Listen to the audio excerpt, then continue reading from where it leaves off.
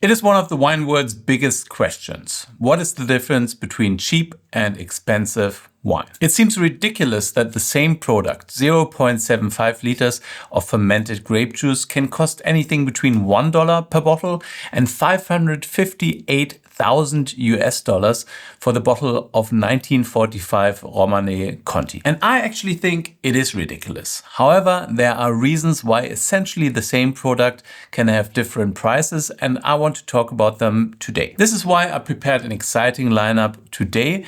These wines are all from the same country, state, same grape variety, and the same producer. They are all available in the market at this moment, but they sell at very different price points: 10 US dollars, 50 US dollars, 100 US dollars, and 500 US dollars. So let's dive in. In order to highlight the differences between cheap and expensive wines, it's important to reduce the number of other variables. That is why I wanted wines from the same place, the same grape variety, and the same winery, which is difficult to pull off. Few wineries produce wines at such different price points. You cannot purchase a simple Bourgogne Rouge at Domaine de la Romanée Conti or a cheap Bordeaux at Chateau Lafite. A handful of producers, however, make wines for all different segments of the market. One might be Antinori in Italy and another one might be Mondavi in the US, but I went for a particularly versatile one, Penfolds from Australia. I want to stress here that I purchased all of the wines with my money, so the $10 wine, but also the 500 US dollar wine were purchased with my own money so that I can independently review them and tell you whether they are different or whether there are no differences at all. Penfolds is an Australian producer that was founded in 1844 by Dr. Christopher and Mary Penfold. Mary was the driving force behind Penfold's early success, and she built the winery into one of the biggest producers in Australia. So big, in fact, that in 1884, when Mary retired, Penfolds was producing 1/3 of all of the wine in South Australia. Today, Penfolds is one of the biggest producers of wine in the world, but it also managed to create some of the most iconic wines of Australia. The most famous wine in the lineup is the Penfolds Grange, a Shiraz that the chief winemaker Max Schubert created in the 1950s. After the first vintages of this wine were not well received by the board, who apparently didn't like high quality wine, Max Schubert continued to produce this wine in secret. The wine later became a great success, and in 1995 it was voted Wine Spectator's Red Wine of the Year. In 2001 it became a South Australian heritage icon. And today it's still one of the most expensive and sought after New World wines. But we're going to start with more affordable options, because Penfolds also produces wines that you can find in supermarkets, corner stores, or that are poured on economy class flights. So I'm going to go through all 4 wines one by one, and I'm going to explain what makes them different.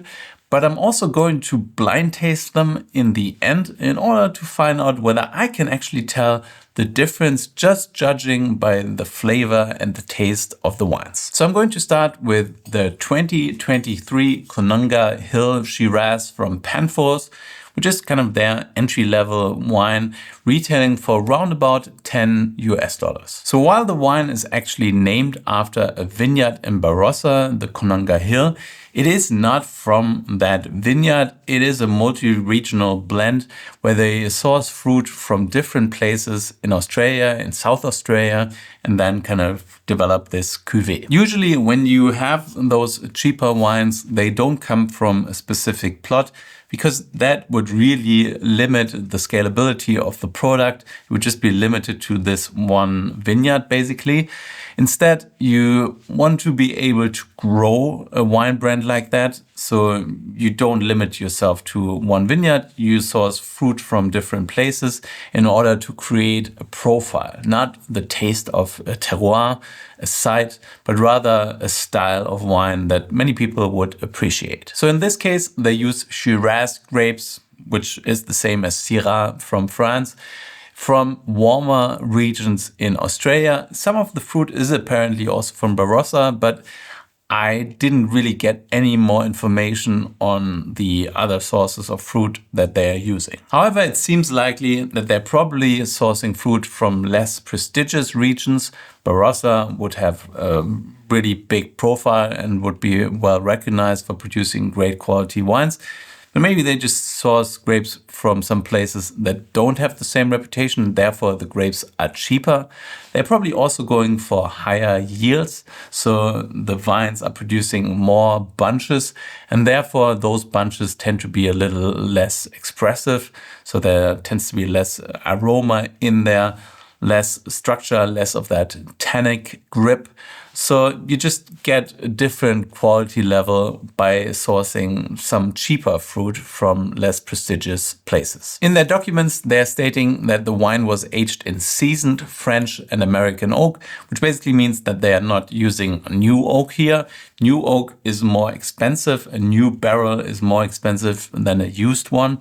And you therefore also get less of that toasty, roasted aroma, which is not necessarily a qualitative thing. I mean, oftentimes, if you want to produce high-end wine, you use new oak, but it doesn't mean that just by using new oak, you produce a better wine. What you can definitely see by the fact that this is the current vintage selling in shops right now is that this is not aged for a long time before it's being released. So this is the 2023 vintage.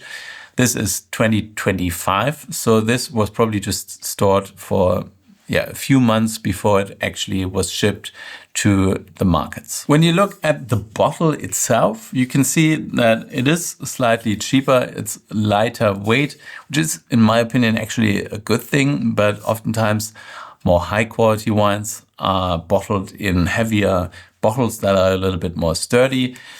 You obviously have a screw cap here, which oftentimes is an indicator of quality, even though it doesn't negatively influence the wine, the fact that it is bottled under screw cap. But in most cases, producers use screw caps for the cheaper wines, and Penfolds also does that. I mean, they're much more progressive than many other producers all around the world when it comes to the closures. But yeah, I mean, out of the lineup, this is the only one under a screw cap. So yeah, this also is an indication of quality in a way. But I actually prefer wines being bottled under screw cap because there's less of a risk of cork contamination. So let's see what it tastes like. Easy. You don't even need a tool. So that's kind of the ideal picnic wine here. But let's taste it. All right, let's check out the color. It's dark and concentrated. Oftentimes, well, dark and concentrated wines are considered to be better, but in a country like Australia, concentration is actually not difficult to come by. So it's more important that the wine is actually balanced. But yeah, this looks like a dark and concentrated Shiraz. On the nose, it's actually quite pretty. Very fruit driven, lots of blackberry fruit. There's also a little bit of cassis coming through. Not a lot of oak flavor, so it's really, really fruit driven. You also have some of this olive tapenade kind of flavor, so black olives. On the palate, it's really juicy. There's quite a lot of alcohol there. I think it's 14.5%.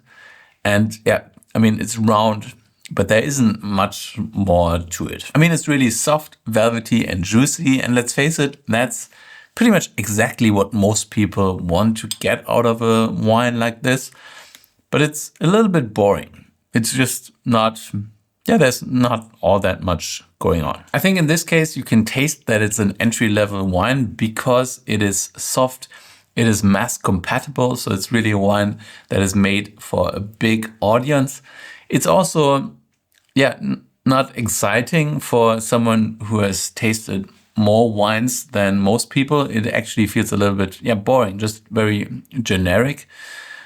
But most people kind of like that. When researching this wine, I also didn't really find a lot of information on the story behind it, the way it was made and all that. Because, for those wines, people usually don't care all that much how it was made, where the fruit is from. So it's not necessarily something the winery is very proud of. And it's also not something that most people really want to know when they buy a bottle of wine that costs around $10. So I would rate this wine 81 points. I think it's perfectly fine, but it's not not exciting, you know? So let's move on to the next wine, which is the 2021 Penfolds Bin 128 Coonawarra Shiraz. This wine retails for around about $50. I mean, you can also find it for less than that. And it received 92 points from Robert Parker and 94 points from Venice. So just by looking at this bottle, you can see that it's more high-end. You have Penfold wines molded into the bottle, and you have this special crest here on top on the shoulder of the bottle. Is obviously also sealed under cork, and yeah, it just feels more high-end, and it's actually heavier, which, like I said before, is not necessarily something that I find great, but this kind of just feels more like a high-end product. By looking at the label, you also get some cues why this is more expensive. First of all, it says Coonawarra on the label, which is a smaller sub-region of South Australia. Well known for the quality of its wines. It has this terra rossa soil, which is also referred to on the label, which supposedly is bringing out high quality in the wines. And you can also see that the first vintage of this wine was produced in 1962. So there's a long history associated with this product. So this is also the 2021 vintage, and it's currently on the market, suggesting that this wine is aged for longer before it's being put on the market compared to the previous wine.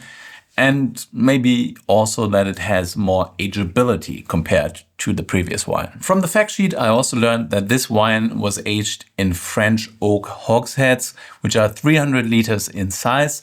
And well, French oak in general is more expensive than American oak.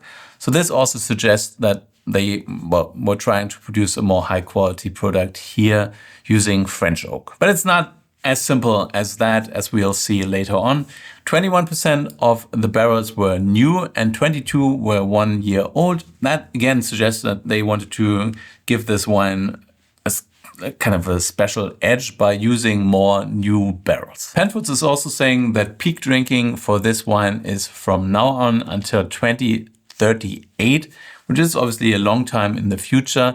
But in general, yeah, if you have a high quality wine, something that costs around $50, you want it to be age-worthy or at least capable of maturing in your cellar. In their documents, Penfolds is talking quite a lot about Coonawarra, how it's a cool climate region producing more elegant wines. And you can see that very often when people sell high-end wines, that they talk more about the place where the grapes are from. You could say that this is a very important part of the identity of high-end wines, that they are from this small place in the world, this specific terroir, which manifests itself in the bottle.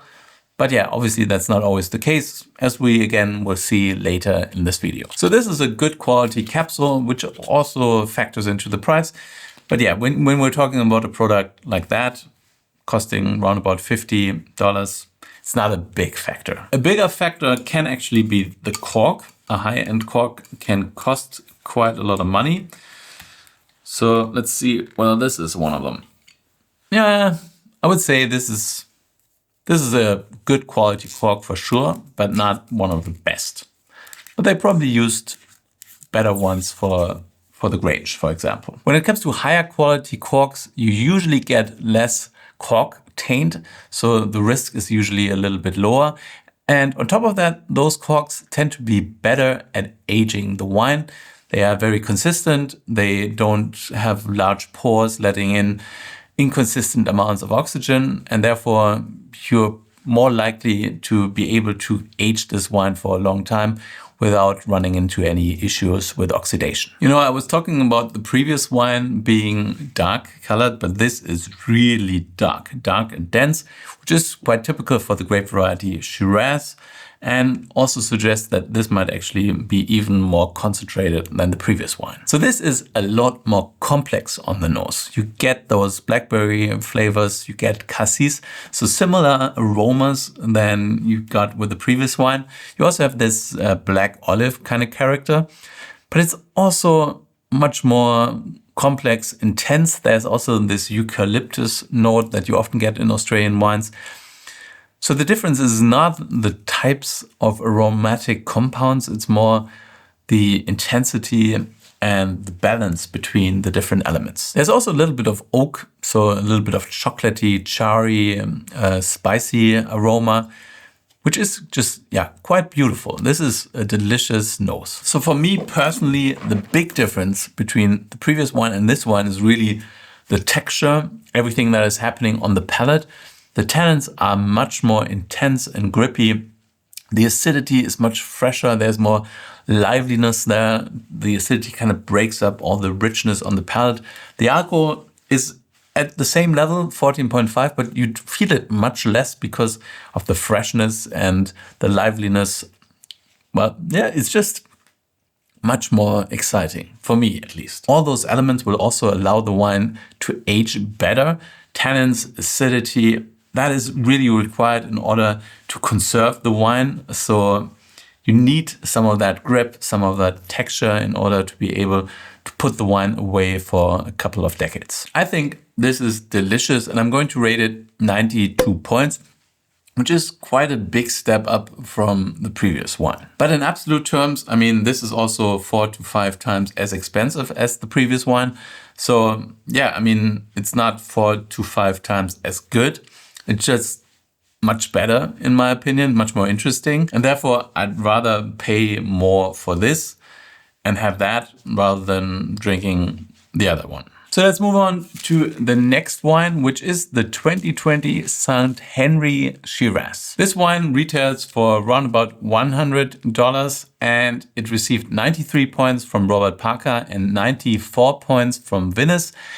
And yeah, it's wrapped in paper. So that already suggests high quality, even though it actually means pretty much nothing. I mean, you can wrap any old wine in some of that paper.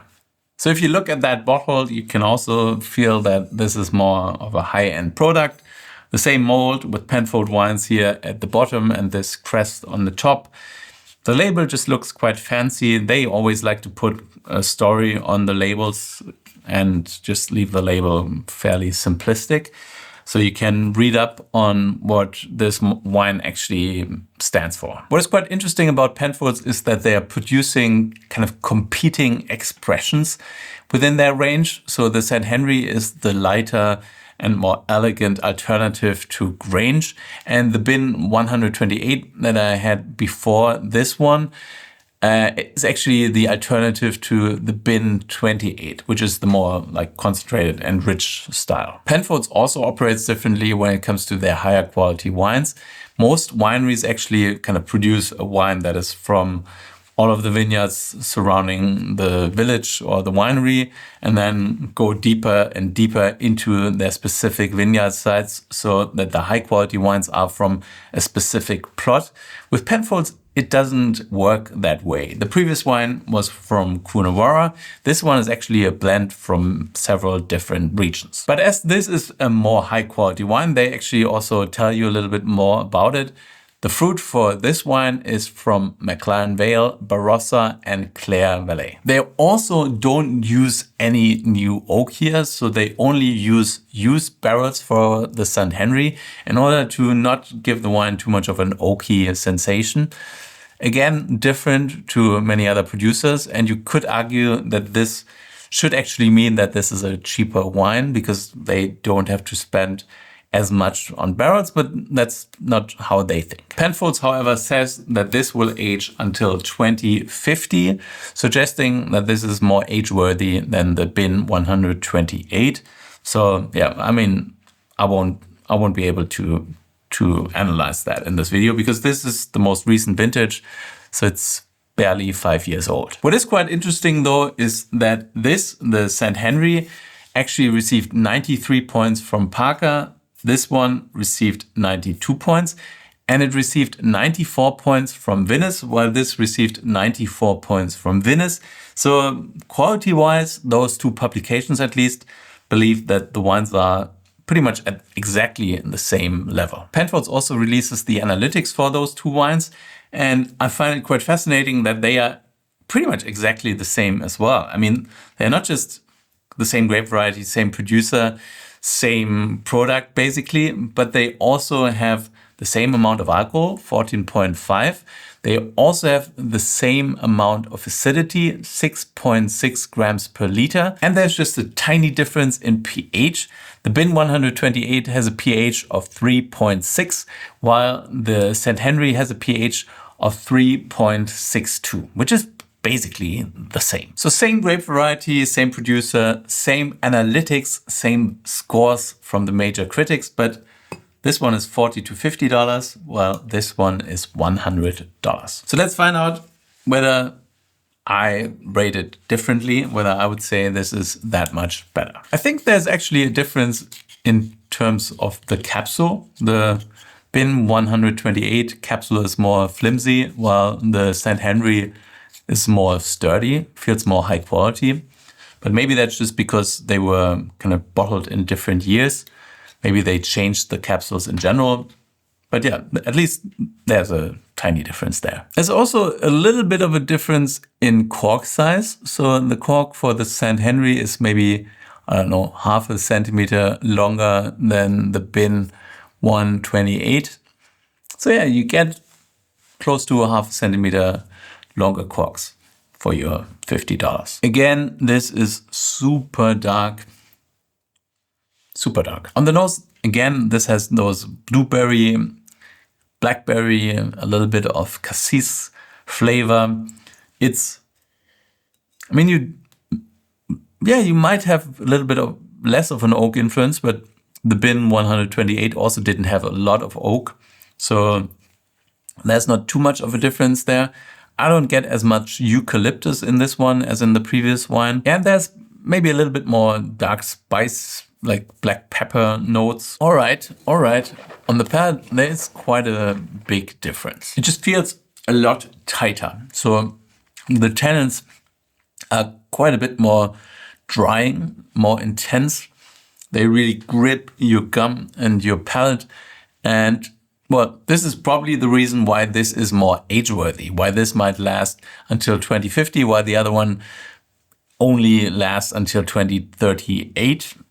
Yeah, because just the tannins are really intense. And it actually feels less accessible now than the previous wine. So I don't actually agree that you should open this now, as Penfolds suggests in their material. I think you should definitely put this away for a good amount of time, 5-10 years maybe, in order to kind of get a bit of a rounder sensation on the palate. Well, I do think that this is more high quality than the previous wine, but it's less enjoyable right now. I would say I would rate it 94 points, but I actually prefer drinking the other one right now. Well, this is probably much more fun in 10-15 years time. So let's move on to the star of the show, the big dog, the head honcho, the 2001 Penfolds Grange. Depending on your market, this wine cost $500, which is a lot of money. But it also has a great history. And over the years, it has received many really high scores. Royal Parker rated this vintage 98+, while Vinous rated it 94 points. I mean, all of the wines received the same score from Vinous, which kind of makes me wonder whether they give 94 points to all of the Penfolds wines. I don't think they do, but it's kind of funny. What is also kind of funny is that the analytics are pretty similar to the previous wines as well. 14.5% of alcohol, 6.5 grams per liter of acidity, and a pH of 3.66. Based on those metrics, you couldn't even tell those wines apart in a lab if you tried to. So yeah, that's kind of interesting. Parker wrote a lengthy note on this wine, so let's read at least part of it. It is always a great treat to taste Australia's most famous wine. Penfolds Grange Cuvée, the word Hermitage has been dropped because of legal issues. The 2001 Grange is one of the few vintages of this cuvée to be composed of 100% Shiraz, the others being 1951, 1952, 63, 99 and 2000. Aged 70 months in 100% American oak and tipping the scales at 14.5% of alcohol. The 2001 is undeniably one of the top examples of this wine. I mentioned earlier that American oak usually is selling at lower prices than French oak. So yeah, this again will make it a little cheaper to make this wine compared to the Bin 128. But it is actually aged entirely in new American oak hogsheads. So those 300-liter barrels, and completely new. So if you use only new barrels, that's obviously quite expensive. So this is aged for 17 months in barrel, and it is still available in the market. I mean, there are obviously more recent vintages available as well. But yeah, this kind of suggests that this is a wine that is valued by collectors, a wine that you can put away for a long time and it still tastes good. It's probably, well, similar to the previous wine, it's a wine that is supposed to be aged. Why for the previous wines, Penfolds always put now to a certain date when giving a drinking window, suggesting that the wines are drinkable when young. In this case, they actually put 2009 to 2038. So, well, they suggest you should definitely wait a while until you start opening this kind of stuff. What is quite strange about the Penfolds Grange is that it's a multi-regional blend. Usually with those icon wines, you get a wine that is from a specific plot, one vineyard, and that's it. But in this case, they actually kind of put the art of blending first. So they are suggesting that they are actually able to produce the better wine because they are able to source grapes from different plots in order to build that wine.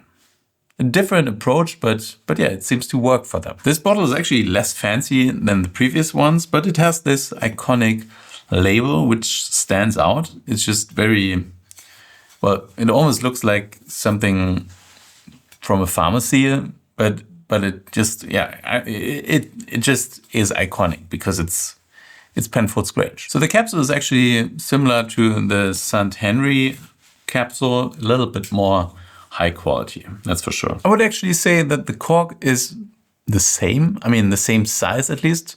The Grange cork is browner, the St. Henri cork is whiter, but yeah, it's kind of the same quality of cork. The color is, well, lighter. It's more brown. And that's quite typical for an aged wine. This is now 24 years old. So you'd expect some browning in terms of the color. And as a red wine gets browner, it also gets lighter in color. So it's less kind of concentrated. But that doesn't mean anything for the quality of the wine. On the nose, this is very different compared to the previous ones. Less fresh fruit, more of that dried prune kind of character, a little bit of raisins coming through, cherry flavor. You also get some of that sweet oak aroma. So American oak tends to give off this cocoa and chocolate kind of flavor. And you have some of that in this wine for sure. On the palate, this is concentrated and rich, delicious texture. You have those grippy tannins that are powdery, rounded, great freshness on the finish, a long length. And what is interesting about this wine is also that it appears to be opening up more and more. So it's certainly a wine that would benefit from caraffing or decanting, just to ensure that it just shows everything right from the start, if you want that. What is also interesting about the wine is that the 2001 Grange kind of represents old school winemaking, I think. The other wines are just much more fresh and more crisp and precise in flavor. Well, this just appears to be a little bit more plump, a little bit less refined. I think this is really well made. It's a delicious wine and it's quite a big wine, but it still has like that freshness and vibrancy on the palate. But I don't necessarily think it's all that much better than the previous wines. I would rate this 95 points. A little better, but not that much better. But now let's do the ultimate test to find out whether it actually makes sense to spend more than $10 on a bottle of wine. I have black glasses here in front of me. I'll pour the wines into those 4 glasses. Then I'm going to put them on my randomizer so that I don't know which one is which. And then we'll see whether I can actually tell the difference between a $10 wine and a $500 wine. Let's go. All right, let's flip the switch and let's taste.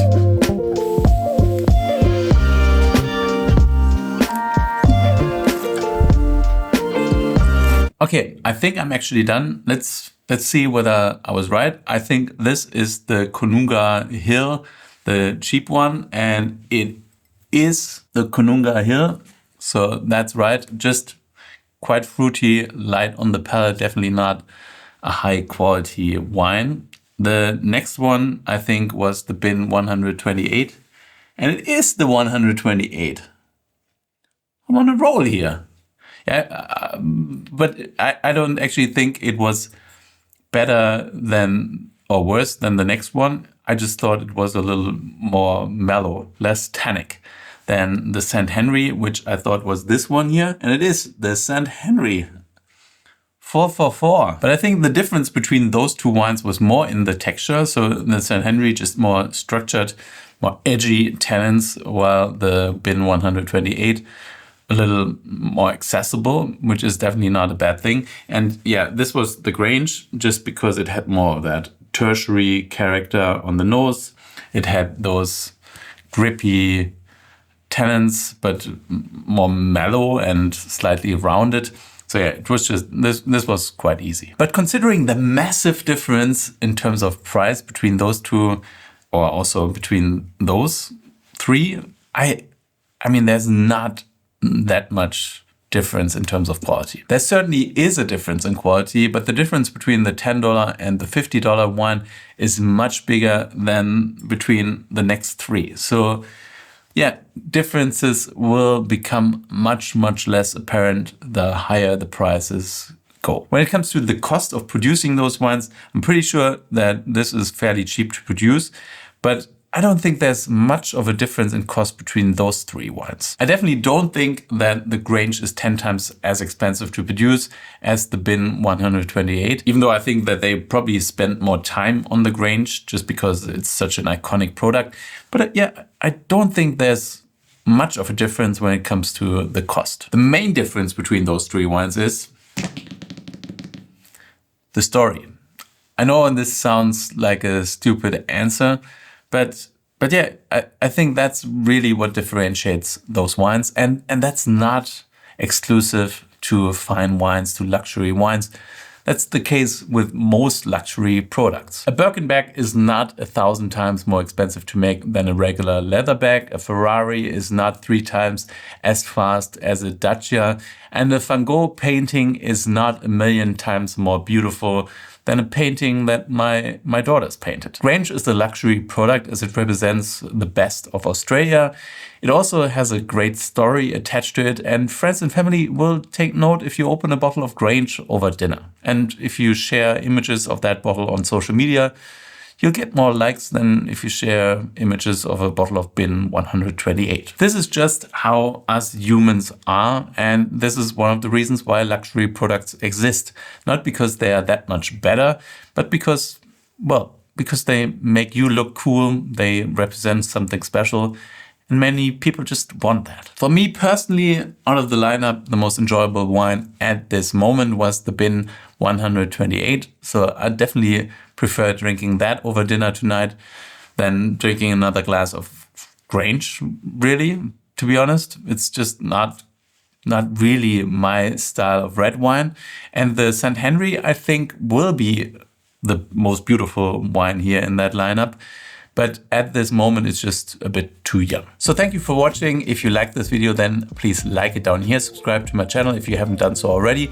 My question of the day is, are expensive wines for suckers? Let me know down below in the comments. But whatever you do, stay thirsty.